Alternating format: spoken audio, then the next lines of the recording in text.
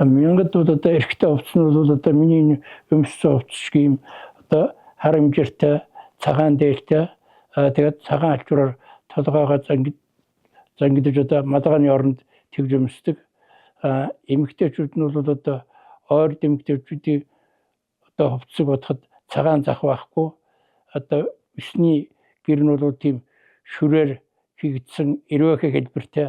Энэ нь яагаад гэвэл одоо мянгадуудыг одоо олон болохоор одоо бэлэгдэж өс жүрчхийн одоо бэлэгдэл болгож ингэж хийсэн байдаг.